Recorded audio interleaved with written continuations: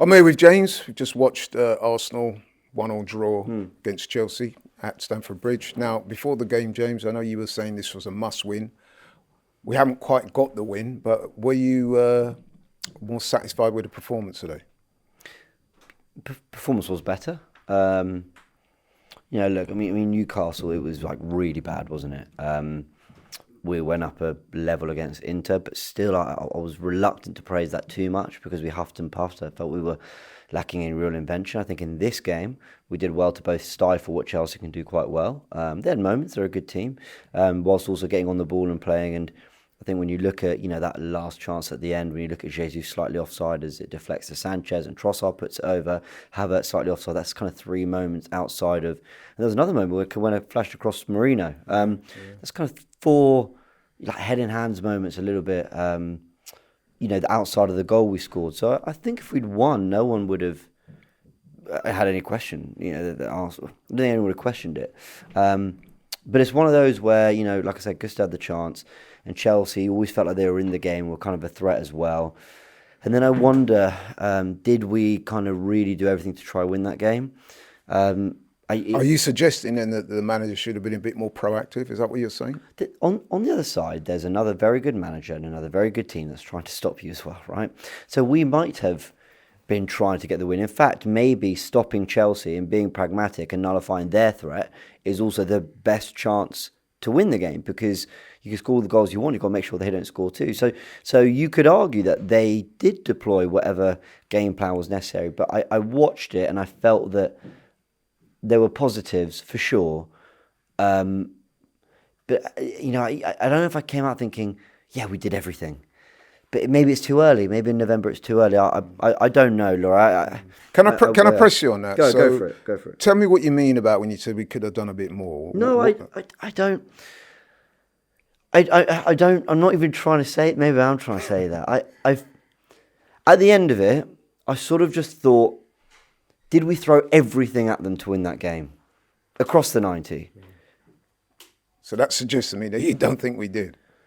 But maybe it would have been naive to.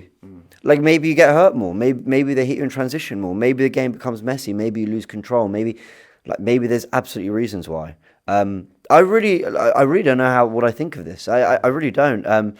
I think maybe the feelings that I am more clear on is that while there were certainly improvements in that, a draw at Stamford Bridge against a side that have spent a lot of money, who have a lot of very good players and a very good bench, it's actually clicking for them all this season, who I thought played well at Anfield, by the way, when they lost their 2-1, or certainly that first half they did anyway, who are knocking on the door of Champions League football. In fact, they're above us in the table. I think in so many contexts, to go there and draw and have the chance we did and play the way we did, there's plenty of positives in that. But the bigger picture is we're 9 points behind Liverpool.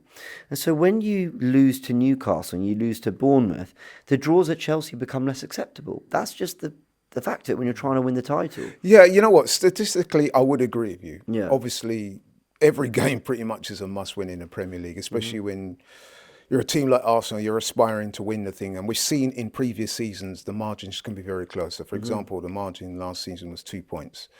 But I would also add the caveat that this season, it's a bit of a maverick season. We're seeing all sorts of results. I mean, look at today, Tottenham getting beaten at home by Ipswich. Yeah. We saw yesterday City get beat and beat well in the end.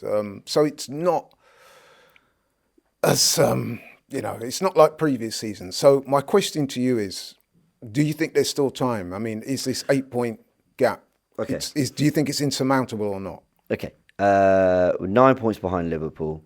Sorry, 9. And 4 behind City. That feels like a lot of work to do. We have cleared a lot of big away games. We haven't got the results we want out of them, but okay, well, here we are. There's definitely a chance to claw it back. It's going to be very difficult. Liverpool, the one thing is that they're different to last season for me. Last season, I think I said in the starting 11, I was uber confident that we would catch Liverpool. I was uber confident that we were better than them last season because of the chances they conceded, and they reminded me a lot of 22-23 Arsenal, where I just thought that's not sustainable. This season they look a lot more pragmatic, they look a lot more rounded. I think Slot's doing a fantastic job, And that makes it more difficult. And that's without even talking about City, who are also 4 points ahead of us. And they're going to have players to come back.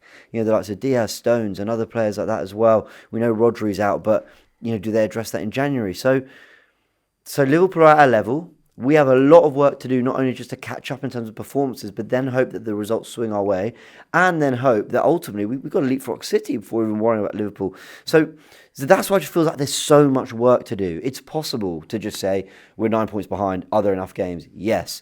But when you kind of factor everything in, it feels like a lot of work. But let me just say this, because I know I'm being very kind of dejected and miserable here. What I would say, though, is, as bad as this run has been, no win since October 5th, we haven't won a game in the Premier League since the last international break, I've seen enough to still believe that we're a very good side. I saw enough in this Chelsea game to believe that we're still a very good side. Our season isn't on the floor. Our Premier League title race is looking extremely difficult now. Extremely difficult, and I think that's putting it lightly.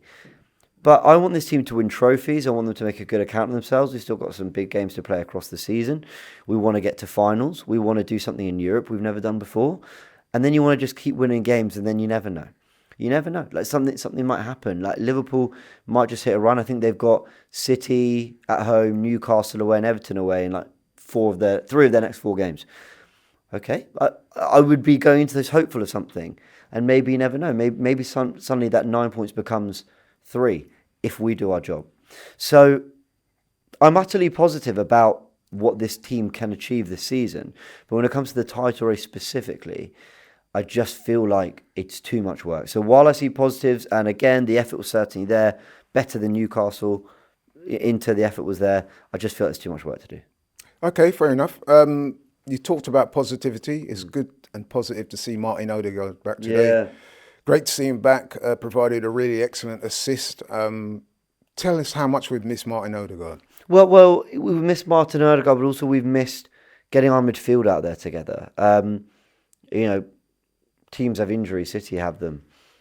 But I do think when you look across the season, we kind of lost Odegaard for what was essentially our hardest patch that we're going to have probably all campaign, unless obviously, you know, certain draws maybe might dictate that later in the season. It's different. But, you know, Mikel Merino missed Tottenham and City away, which was frustrating. He would have wanted to play in that game, and he was good, right? You know, I thought he was quite good today. We had to play Partey right back because of the injuries against Liverpool. I'm not trying to make a load of excuses. I'm just saying there's been moments where the midfield's been picked apart for various reasons. Trossard's had to play. That's required work. We've had to change Havertz's position. Waneri hasn't been given the game time. I think today what you started to see with Odegaard returning was a lot more flexibility in our build-up. You saw him dropping deep at times and running the show. You saw him then getting creative and in the final third picking out that moment that gets us the goal, which is what you love to see. But then what you also saw was Declan Rice not being able to finish the game, Mikel Merino coming on, us not skipping a beat. If anything, we created some of our best chances when Merino was on and Rice wasn't. And he gave the ball once, twice away, but generally I thought that was a really good cameo from Mikel Merino, and that's without mentioning Waneri. So the midfield coming together and Odegaard, our captain, you know, being back on the pitch and completing a 90 is undoubtedly a really positive thing for us. And any other Arsenal players that caught your eye today? Yeah, I thought Thomas Partey along with Saliba and Gabriel were fantastic. Martin, well done for the goal. So annoying that on the watch along I was saying that we should take him off just as he scores, and the reason I'm particularly annoyed. Maybe you should do that more often. I know. I'm someone who, you know, you say something and then something happens, you can laugh about it. But I've been there, man. Of course. But I think the reason I feel frustrated about that one is I've been on Forever Arsenal arguing with Jordan or you know, debating with whoever it might be, you know, Turkish Lee, whoever on Forever Arsenal about Martinelli and the things he is doing well in this team that go under the radar because maybe in the attacking third it's not really happened. Now, to be fair, today he was still a little bit frustrated in the attacking third, but he popped up with a big goal. It was a really well taken goal, and I'm happy for him. Hope he can build on that. And you know, the work and effort he puts into this team, he was due a big moment. Keep trying, something will fall for you. But we still want those levels to go up. But yeah, well done to him. And well done to you, James. Thank you very much. Thank you, Laura.